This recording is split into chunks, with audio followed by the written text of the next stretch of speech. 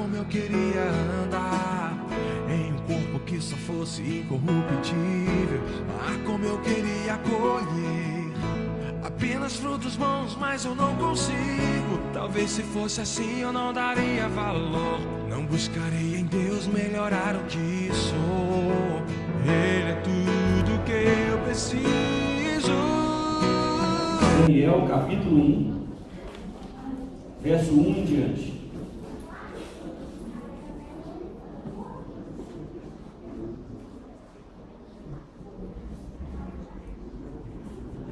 Vamos notar que tem alguém sem Bíblia perto de você, compartilhe com ele a leitura da palavra.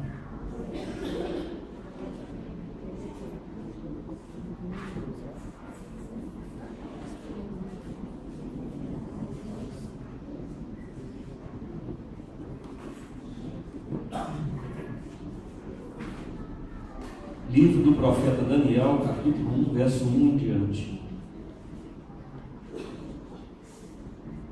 À medida que os irmãos forem achando, coloque-se de pé, por favor.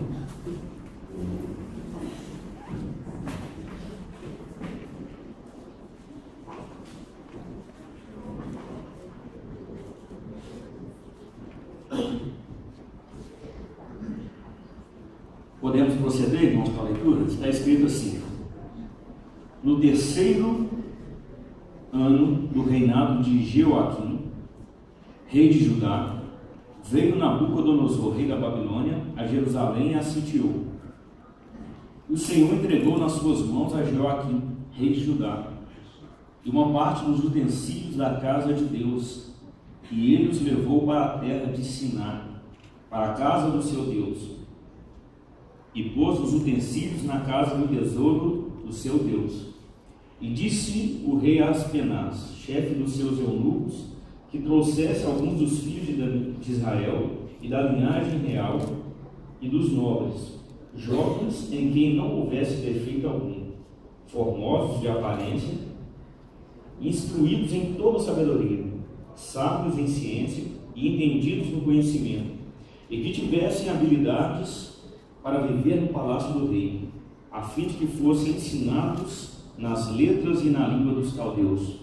E o rei lhes determinou a ração de cada dia, da porção do manjar do rei e do vinho que ele bebia, e que assim fossem criados por 3 anos, para que no fim deles pudessem estar diante do rei. E entre eles se achavam os filhos de Judá, Daniel, Ananias, Misael e Azarias. E o chefe dos eunucos pôs outros nomes, a saber, a Daniel pôs o nome de Beltesazar, Ananias o de Sadraque, a Misael de Mesaque, e Azarias de Abednego. E Daniel assentou no seu coração não contaminasse com a porção do manjar do rei, nem com o vinho que ele bebia. Portanto, pediu ao chefe dos eunucos que lhe concedesse não se contaminar.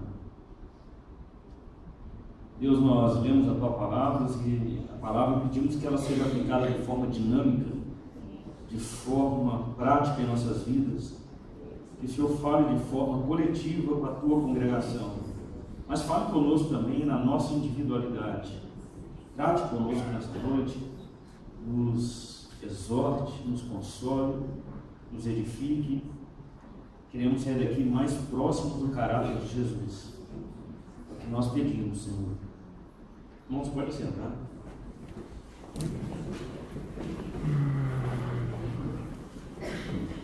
Nós vamos falar um pouquinho de história, só para a gente situar onde nós estamos aqui. Então, vocês vão imaginar comigo um varal do tempo agora, uma linha cronológica bíblica agora. A eternidade passada era um estado absoluto que Deus vivia em perfeita harmonia sem a criação. Quando Deus resolve criar o homem, ele cria Adão, cria Eva e dá uma ordem expressa para Adão que ele não podia comer da árvore do conhecimento do bem e do mal, que o dia que ele comesse, certamente ele morreria. Quando Deus faz Eva da costela de Adão, ela desobedece, dando ouvido à primeira interpretação, a primeira hermenêutica. Quem fez na Bíblia hermenêutica, a interpretação, foi o diabo. E Eva acreditou na interpretação bíblica que a serpente fez. Sendo assim, irmãos, Adão também pecou. Ele veio logo após comer o fruto que Deus havia proibido. Lá no livro de Gênesis, capítulo 3, verso 23, nós vamos ver que Deus coloca o homem para fora do jardim do Éden. Só que Deus vai dizer para ele que estava fazendo uma mega operação de salvação, envolvendo todo o universo. Em Gênesis 3,15 isso é chamado de proto-evangelho. É quando ele diz que da semente da mulher nasceria um que esmagaria a cabeça da serpente. Lá em Apocalipse capítulo 13, versículo 8, vai dizer que o cordeiro foi morto antes da fundação do mundo. Então Deus nem havia feito o homem. E a Bíblia vai dizer que Jesus já havia morrido no propósito eterno de Deus, por mim e por você. Porque ele sabia que nós iríamos pecar. Mas mesmo assim ele sabia que valia a pena. Porque através do sacrifício vicário substitutivo de Jesus, nós reconhecemos que éramos inimigos de Deus e voltamos agora para ele. Então, quando chega um nível insuportável do pecado, lá em Gênesis capítulo 6, Deus envia o dilúvio para destruir a raça humana e começar tudo de novo com uma família de Adão, com 8 pessoas. Adão não, de Noé, com 8 pessoas. E assim ele faz. Só que quando chegar lá em Gênesis 9, nós vamos ver que o homem já havia avacalhado o negócio tudo de novo. Nimrod, juntamente com toda a turma, Deus havia pedido que eles espalhassem e propagassem o Evangelho. Eles fazem uma torre muito alta, conhecida como Babel, e ali eles querem ficar fortificados. Eles se uniram para o mal. A Bíblia diz assim: desçamos e vejamos o que o homem está fazendo. Quando Deus percebeu, não é que ele percebeu, ele já sabia na sua onisciência, mas quando Deus vem verificar o que o homem está fazendo, a Bíblia diz que aquilo era temerário. Então Deus confunde a linguagem. Os homens estavam construindo uma torre, aí fica imaginando o mestre de obra pedindo um martelo e recebe um serrote. Ele pega um serrote, recebe um pacote de prego. Aí chegaram à conclusão: não tem jeito de construir nada, porque estava uma Babel, isso aqui, estava uma bagunça, cada um foi do seu lado. E continuaram então a prosseguir conforme a sua linguagem. Mas Deus dá sequência ao seu plano. Então Deus chama Abraão, na verdade. Lá em Gênesis capítulo 12 vai narrar essa história. Ele vem lá de Ur dos Caldeus, um local onde ele praticava a idolatria, construindo imagem, escultura e vendendo. Então Deus se apresenta para ele como Deus El Shaddai, o Deus Todo-Poderoso. Fala com ele: ser perfeito e anda na minha presença. Então Deus fala com ele que ele seria pai de uma grande nação. É igual os irmãos aqui da igreja, pai de multidões. A gente vê aqui negócio que funciona.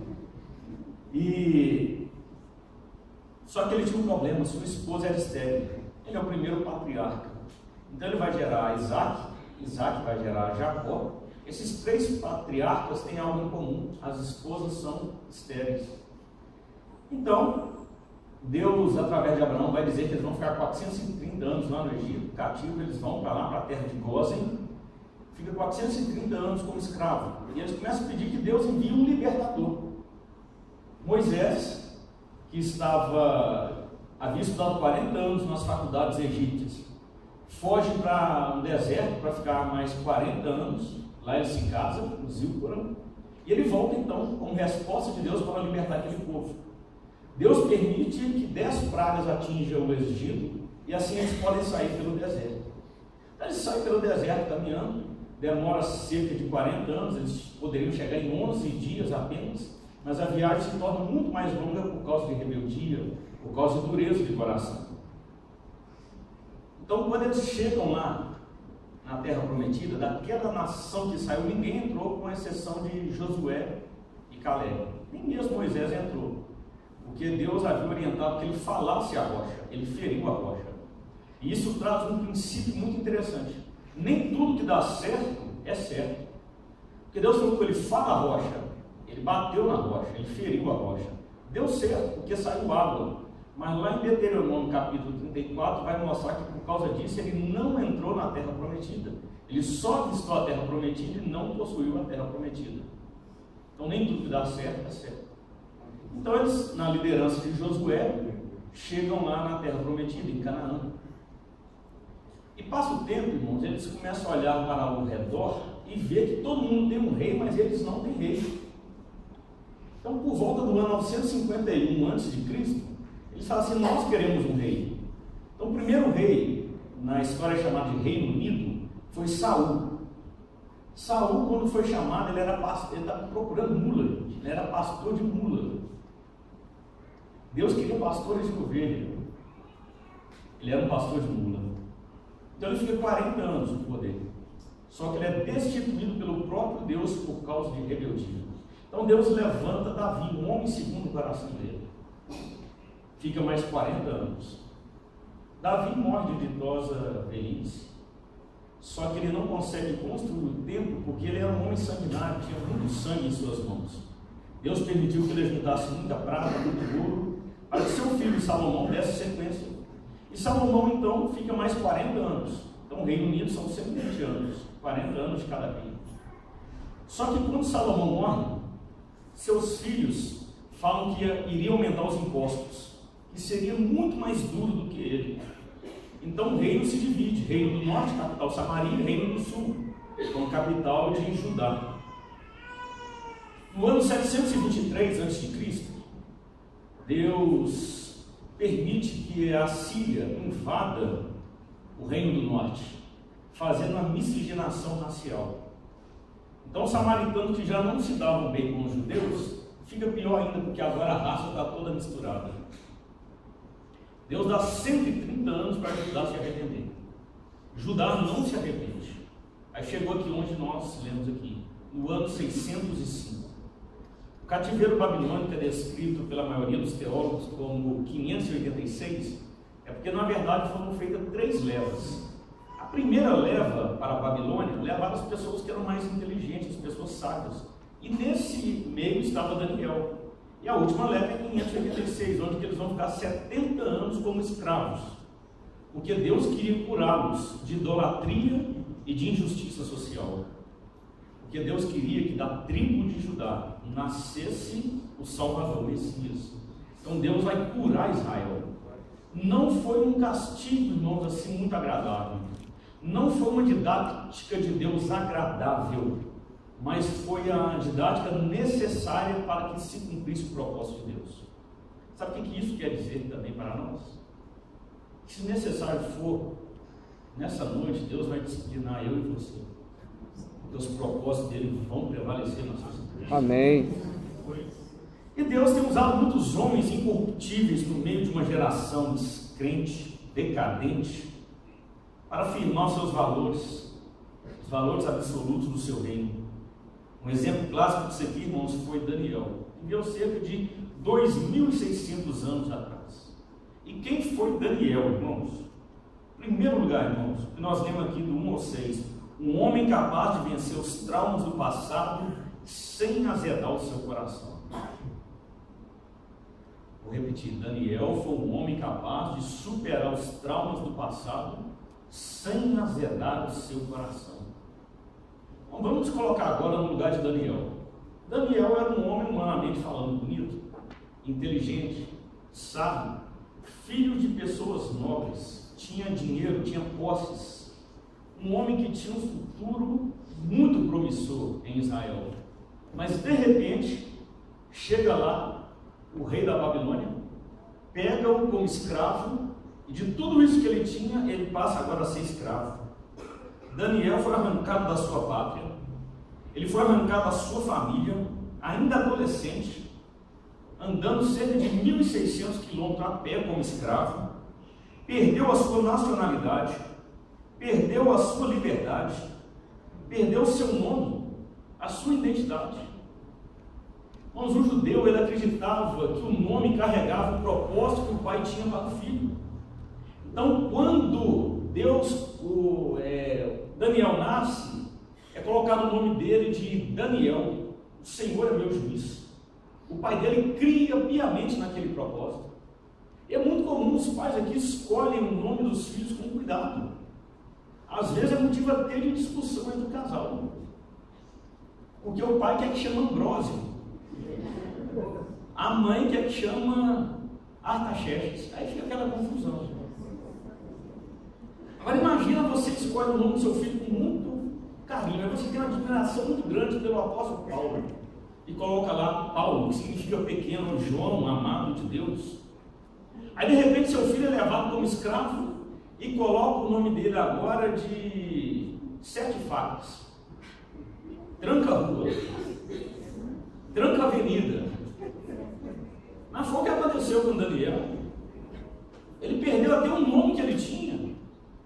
Mudaram o nome do camarada, perde sua identidade, mas ele resolveu ser um influenciador em vez de sucumbir às circunstâncias adversas. O que na verdade mais importa não é o que as pessoas nos fazem, mas o que nós fazemos a partir do que as pessoas fazem conosco. Daniel não sucumbiu diante das adversidades. Mas Daniel poderia ficar numa depressão no canto lá chorando. Daniel poderia ficar chorando, ah, ninguém me ama, onde que está meu Deus? Mas ele, de forma resoluta, ele decidiu ser diferente. Ele decidiu que a vida que ele tinha não seria condicionada pelos traumas do passado. Ele pensou o seguinte: a despeito de terem mudado meu nome, Deus continua sendo o meu juiz. Não importa o que fizeram comigo, as mãos de Deus, as mãos do Eterno continuam sobre a minha vida. Então Daniel, em primeiro lugar, um homem capaz de vencer os traumas do passado sem azedar o coração. Irmãos, e como nós encontramos pessoas azedas? Pessoas que culpam Deus e todo mundo pelas suas mazelas. Irmãos, eu já fiz essa pergunta: você já encontrou algum desviado que fala assim, eu estou desviado porque eu pequei, porque eu não aguentei? Quem que já encontrou? Eu encontrei 2 até hoje. Até converso de vez em quando no telefone com ele e falo assim: ó, pastor, eu sei que a minha vida está assim porque eu sou sem vergonha mesmo. Eu não quero culpar ninguém, não vou culpar a igreja, não vou culpar ninguém. Eu sou safado mesmo, sou sem vergonha. Mas eu tenho a consciência que Jesus é o caminho, um dia eu vou voltar. Eu só alerto assim, então volta logo, porque um dia pode ser tarde. Mas tirando isso, irmãos, dificilmente você vai encontrar alguém que fala assim: eu estou lá na gandaia, eu estou lá no mundo, que eu não tive hombridade, porque eu não fui homem de Deus, eu não fui mulher de Deus, porque eu queria o melhor de Deus, mas eu queria o melhor do mundo também. Então Daniel não azedou o coração. Daniel não colocou a culpa em ninguém. Daniel não tentou tirar vantagem. Quando trouxeram para ele a comida do rei, a bebida do rei, ele falou assim: eu vou preferir comer legumes, não vou ficar tentando tirar vantagem disso aqui. Não importa o que fizeram com você, o que importa é como está o seu coração a partir do que fizeram com você. Recebi uma mensagem assim, acho que foi até minha esposa que enviou, escrito assim: se as pessoas te chamam, falam que você não é ninguém, não se preocupe, ninguém é perfeito. Que coisa boa, irmãos. Irmãos, para quem está com Jesus, até um pontapé no traseiro põe para frente, irmãos. Daniel não ficou choramingando. Ele falou assim: eu vou vencer. Em segundo lugar, irmãos, ele era um homem governado por um espírito excelente. Não era medíocre. Daniel não era apenas um homem culto, mas também um homem sábio. Ele olhava para a vida na perspectiva de Deus e buscava em tudo a direção divina. Em tudo ele buscava a direção de Deus. Irmãos, a maioria de nós achamos que Deus deve ser consultado apenas em coisas extraordinárias, coisas grandes. Isso não é verdade. A Bíblia diz em Tiago: levando sobre ele todas as vossas ansiedades. Todas. São todas, não são algumas. O nosso problema é que tem algumas coisas que nós falamos assim: Deus, pode deixar que isso aqui eu resolvo. Pode deixar que isso aqui é comigo mesmo. O que nós encontramos de pessoas que quebraram a cara, irmãos, que não consultaram Deus.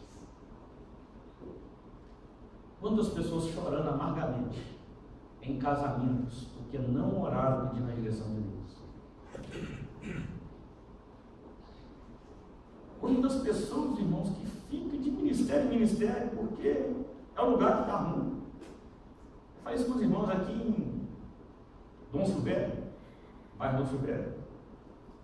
Camarada lá que reclamava da igreja, do pastor, dos diáconos, das pastoras, de todo mundo. Ele falou: o negócio está tão ruim que não dá para ficar, para sair. Quando ele saiu, a igreja melhorou. Ele que era o Jonas do barco. Ele ia jogar ele para fora há mais tempo. O barco tinha acalmado. Quantas vezes nós somos o Jonas do barco e queremos colocar a culpa nos outros? E ele era um homem com espírito de excelência, viveu com discernimento em seu tempo, trouxe soluções divinas para os intrincados problemas do seu povo. Ele viveu além do seu tempo, acima do tempo. Ele andava com Deus. Daniel era um homem que orava, buscava a direção de Deus. Tem aquele hino que fala: ó, como sofremos, porque não levamos tudo a Deus em oração. Precisamos orar ao Senhor, irmãos. Precisamos entregar o nosso caminho a Ele, confiar nele e deixar que Ele faça o resto. Deixar que Ele guie as nossas vidas. Ele sabe mais do que nós. Ele faz melhor do que nós. Ele guia melhor do que nós. Ele tem mais recursos do que nós. E Ele sabe melhor do que nós. Amém. Terceiro lugar, irmãos, era um homem íntegro, cercado por um forte esquema de corrupção. É muito comum, irmãos, hoje, ouvimos pessoas dizer assim: todo mundo faz, também posso fazer. É o famoso jeitinho brasileiro. Todo mundo faz. Eu sou todo mundo, você não é todo mundo. Ele estava totalmente cercado por um esquema de corrupção. Totalmente cercado. Mas ele era íntegro. Ele não deixou ser levado pela vida fácil, pelo dinheiro fácil, pelas vantagens.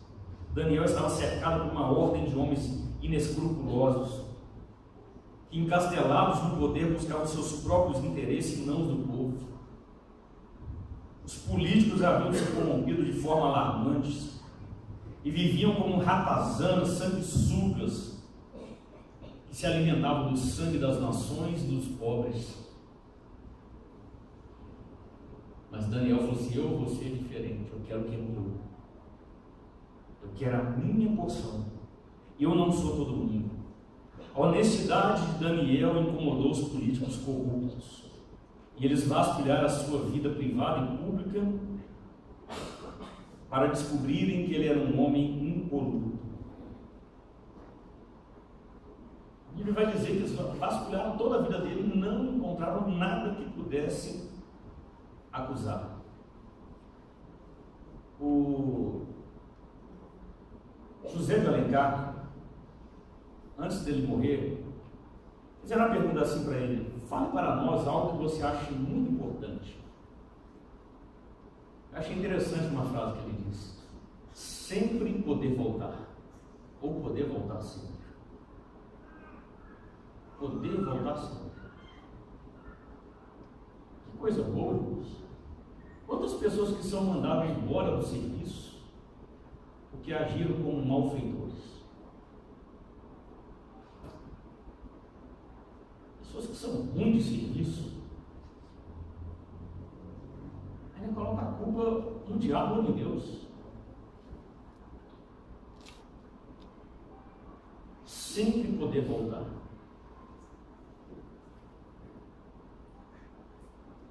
A última empresa agora que eu trabalhei, fiquei 10 anos, mexia com muito dinheiro, não era pouco, senhas do Banco Central. Gerenciava 7 departamentos. O dia que eu pedi que me mandasse embora,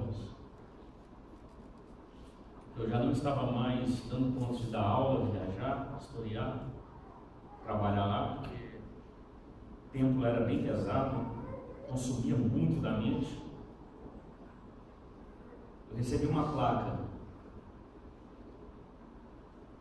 dizendo sobre os relevantes serviços prestados: diretoria executiva, diretoria estatutária, conselho fiscal, conselho administrativo, os funcionários, alguns associados, comendo churrasco no Fábio Dia. E o presidente falando: o dia que você quiser voltar, as portas estão abertas. Mas como é bom, irmãos, as portas permanecerem abertas. A pessoa sai do ministério de uma igreja e a porta continua aberta. Tem pessoas que não podem nem voltar na igreja onde que congregavam, porque tem um irmão que não gosta. O que é isso, irmãos? Daniel era íntegro. Ele estava totalmente cercado de corrupção, mas no coração dele falou: eu vou ser diferente. Tem pessoa que esconde para não pagar os outros.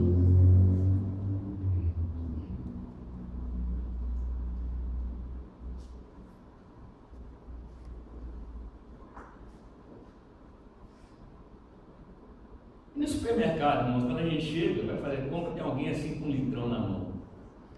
Pastor, isso aqui é para tempero, pastor. Temperar o... Está temperado, né? Daniel era íntegro, irmãos. Onde ele estava? O negócio dele era com Deus, não era com o homem, não. Quarto lugar, um homem piedoso cercado por uma geração perversa. Versículo 6, 10. Se você quiser deixar aberto, eu vou ler alguns versículos aqui. Pretendo ser bem mais breve hoje. Daniel, pois, quando soube que a escritura estava assinada, entrou em sua casa. Não havia no seu quarto janelas abertas da banda de Jerusalém. E 3 vezes no dia punha-se de joelho e orava, e dava graças diante do seu Deus, como também estes costumavam fazer. Daniel era um político, irmãos.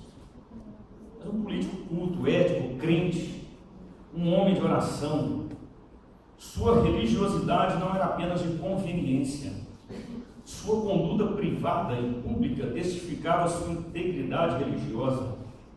Daniel manteve sua vida de oração, mesmo sabendo que seus inimigos haviam tramado contra ele para o matar. Olhar para a sua vida pública e privada, não encontraram nada que o condenasse, então nós vamos encontrar na religião dele. É baixado um decreto que quem orasse a outra divindade, que não fosse as divindades da Babilônia, seria morto. Daniel poderia ter fechado a janela, mas ele continuou acreditando no Deus que ele servia. Ele conhecia o Senhor. Deus para ele não era simplesmente um ato religioso. Homens honestos e piedosos, irmãos, incomodam o sistema. Mas os homens públicos comprometidos com Deus e com as causas do povo não se intimidam com as ameaças do seu inimigo. Para esses, o ideal é maior do que a própria vida e por isso estão prontos a dar sua vida pelo ideal. Precisamos ter um ideal, irmãos. Nossa vida não é simplesmente nascer, crescer, reproduzir e morrer. Deus colocou algo grande, sério em nossas mãos para fazer. Temos um propósito muito maior do que torcer para um time de futebol, muito maior do que no shopping no final de semana, muito maior do que construir uma casa. Ele nos deu uma missão de irmos e pregar o Evangelho. Mas infelizmente até isso hoje se transforma, irmãos, em meio para muitas pessoas ganhar dinheiro de forma ilícita. Um homem, Daniel era um homem duramente perseguido por causa da sua honestidade. Olha o que fala no capítulo 6, versículo 7. Todos os príncipes do reino, os prefeitos, os presidentes, capitães e governadores tomaram conselho a fim de estabelecerem um edito real e fazerem firme esse mandamento, que qualquer que por espaço de 30 dias fizer uma petição a qualquer Deus ou a qualquer homem e não a ti, ó rei, seja lançado na cova dos leões. Olha que perseguição terrível, irmãos. Estava lendo algumas frases de Rui Barbosa, anotei uma aqui, olha que interessante essa.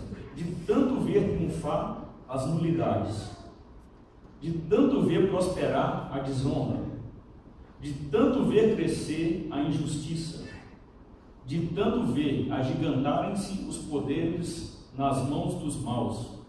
O homem chega a desanimar-se da virtude, a rir-se da honra e ter vergonha de ser honesto. Rui Barbosa mostrava que como se fosse um profeta. Está dizendo que o homem teria vergonha de ser honesto. Pessoas hoje que têm vergonha de falar, irmãos, que são honestas. Moças têm vergonha de falar que são virgens ainda. Rapazes que têm vergonha de falarem que são virgens.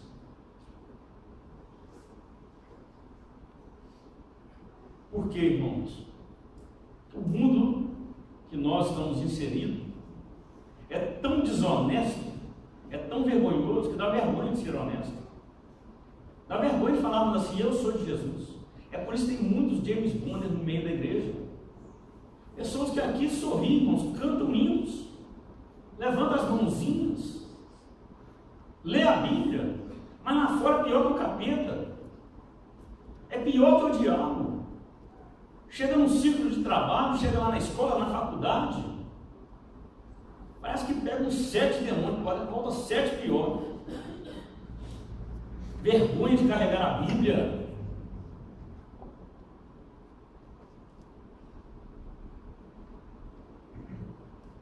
Um tempo atrás eu vi um irmão que tinha vergonha de falar a palavra do Senhor. Eu falei, um dia eu pego ele. Quando eu vi na rua, irmãos, atravessei, tinha bastante gente, eu gritei o nome dele, a paz do Senhor, irmão, tá?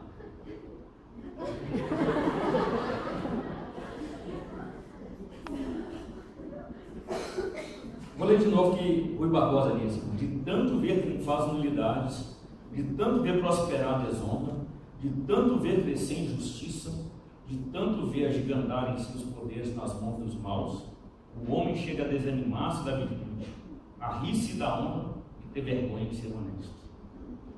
Não tenha vergonha de dizer que você é de Jesus. Amém. Não tenha vergonha de assumir que você é um cristão.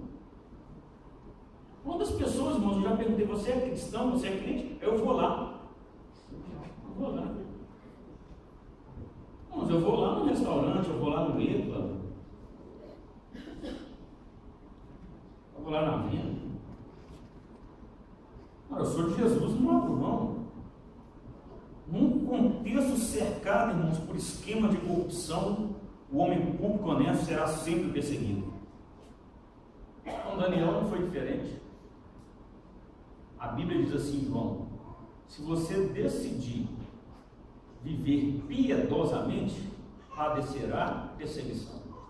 Irmãos, eu não sei quanto aos irmãos, mas para mim o evangelho é radical, o evangelho é muito sério. Eu não vejo na Bíblia alternativas.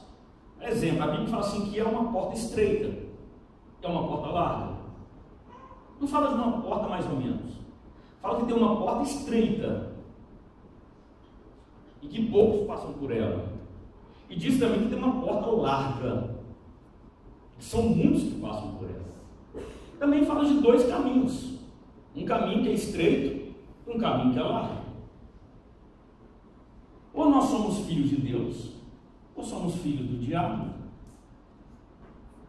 Ou eu aceitei Cristo como Senhor e Salvador da minha vida, ou eu estou perdendo meu tempo. Religião não salva ninguém. Ser dizimista, estar numa igreja, isso não salva ninguém. Ou Jesus é Senhor da minha vida, ou ele não é nada. Eu era apenas mais um fundador de uma religião. Então eu entendo, irmãos, que cristianismo é coisa radical, é coisa séria. Certa feita o pessoal chegou para Jesus e falou: nós também somos filhos de Abraão. Jesus virou para ele e falou assim: vocês são filhos do diabo.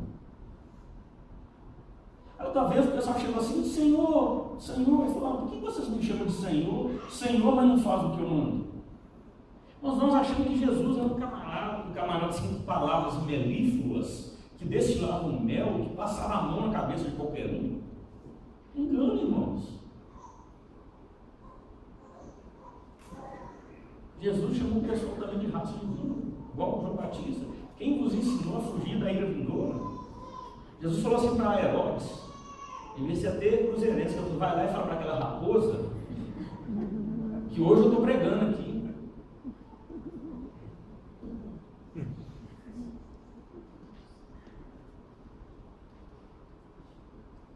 Jesus, irmãos, ele se mostrava compassivo com quem queria arrependimento. Ele não desprezava quem queria arrependimento. Então, o homem duramente perseguido por causa da sua honestidade. Eu quero te dizer que se você decidir ser um cristão de verdade, até dentro da igreja, você vai começar a ser perseguido. Principalmente dentro da igreja. Daniel também era um homem protegido do ardiloso esquema dos homens maus. Mas Daniel cuidou da sua piedade. E Deus cuidou da sua reputação. Eu vou cuidar da minha vida com Deus e Deus cuida do resto. Foi o que ele fez. Cuidou da vida dele, para a vida dele andar em pauta com Deus. E Deus cuidava do resto. Deus não apenas defendeu Daniel, mas também o honrou. Ele foi jogar na cova dos leões. Mas Deus o tirou da cova da morte e alçou ao ponto culminante de honra. Os inimigos que urdiram e tramaram contra Daniel foram destruídos. A história deles foi manchada pela vergonha e pelo opróbrio, enquanto o testemunho de Daniel permanece até os dias de hoje. Porque ele decidiu cuidar da sua vida com Deus. Ele decidiu que Deus cuidaria da sua vida. Daniel também era um homem abençoador e não vingativo. Quando ele sai da cova, ele diz assim: vive, ó rei. Poderia ter desejado mal. Daniel não era um político, um líder que destilava o veneno do ódio contra seus inimigos. Ele não vinga de seus inimigos, nem pede vingança para eles. Da sua boca saem apenas palavras abençoadoras. Nós precisamos mudar isso, irmãos, em nossas vidas. Quantas orações contrárias dentro de igreja, irmãos? A famosa macumba gospel. O despacho gospel. Um imbecil uma vez chegou para mim e falou assim: você vai ver, você está na mão de Deus. Eu disse: isso aí eu já estou há 22 anos atrás. Desde o dia que eu aceitei, eu já estou na mão dele.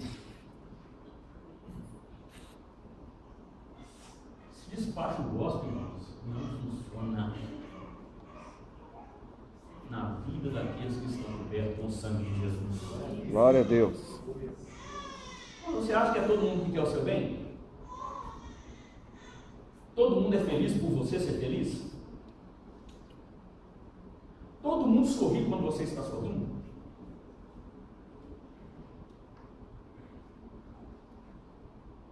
Aí você pensa assim: mas por quê? O que eu tenho demais para a pessoa ter inveja? Nada. Você é feliz, tem Deus no coração. Pessoa no murcho vazio.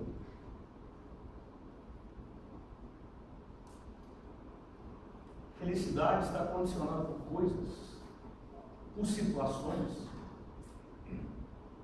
E você, na dureza ou na fartura, está com mesmos. Tem irmãos, eu conheço irmãos que não se balançar, não cai moeda nem 5 centavos, mas está feliz. Isso incomoda. Jesus faz você brilhar.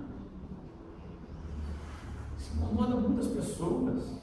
Só que ele não era vingativo. Daniel não falou assim: vocês vão ver, eu vou orar, vai quebrar a espinhela, não vai casar. Não teve nada disso.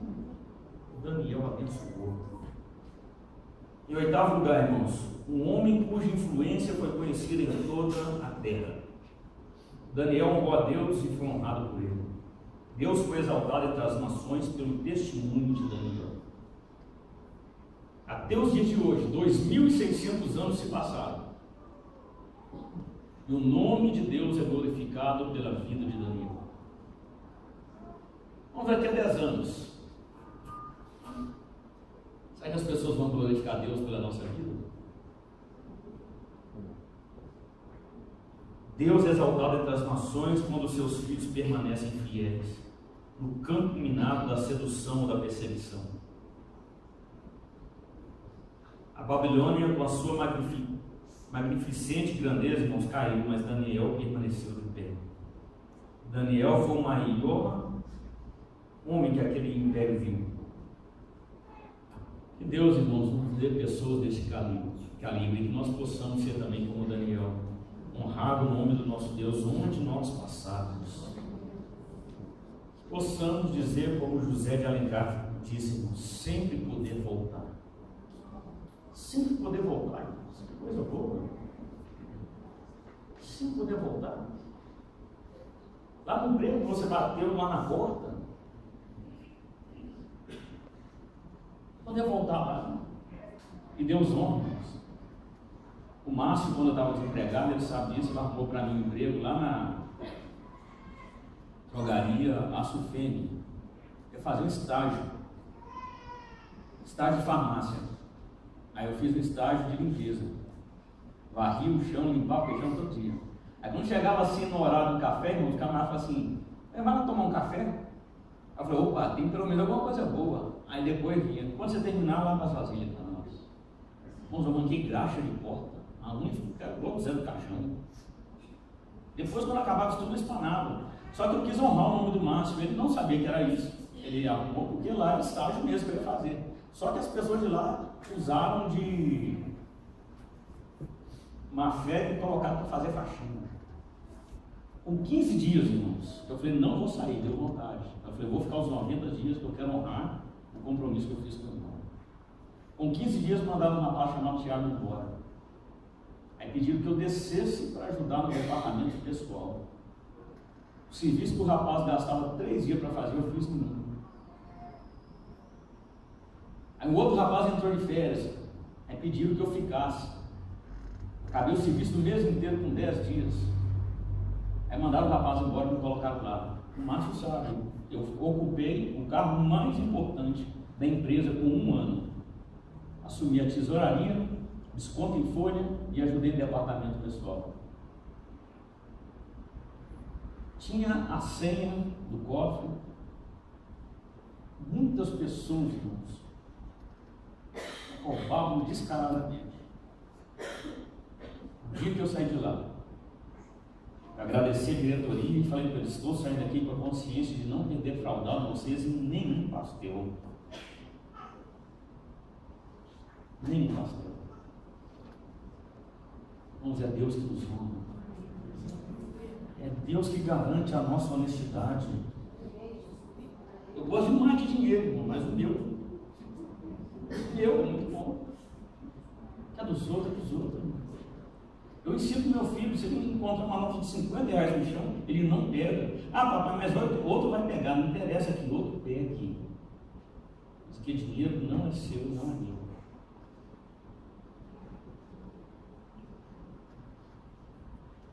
Um certo rapaz aqui na igreja, um tempo atrás, deu um testemunho aqui, que ele digitou nos bancos, hoje vem escrito assim, notas de 10, notas de 20, tá? Aí no caixa que ele foi, estava a nota de 10. Sacaram, exemplo, 200 reais, 20 notas. Ao invés de nota de 10, é uma nota de 50. Ainda veio dar o testemunho e falar que foi Deus que deu. O capeta que deu. Deus que eu sirvo, diz que Ele honra a nossa honestidade. Que quando a gente é fiel no pouco, sobre o muito Ele nos coloca. Irmãos, que possamos ser como Daniel. Uma das primeiras frases que eu aprendi no seminário, quando eu fui estudar, é: não mexa com a mulher do povo e não mexa com o dinheiro do povo. Isso dá problema. Irmãos, que possamos ser honestos em tudo aquilo que nós fazemos, assim como Daniel foi, em nome de Jesus. Amém? Ah, como eu queria fazer as coisas certas sem correr riscos. Ah, como eu queria amar e não ligar se não fosse correspondido. Mas se fosse assim não haveria favor, não haveria sob minha agir do Senhor. Grato sou pelo teu amor. Ah, como eu queria andar em um corpo que só fosse incorruptível. Ah, como eu queria colher apenas frutos bons, mas eu não consigo. Talvez se fosse assim eu não daria valor. Não buscaria em Deus melhorar o que sou.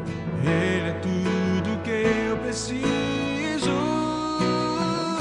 Por mais que eu cresça, eu sou uma criança, buscando no maior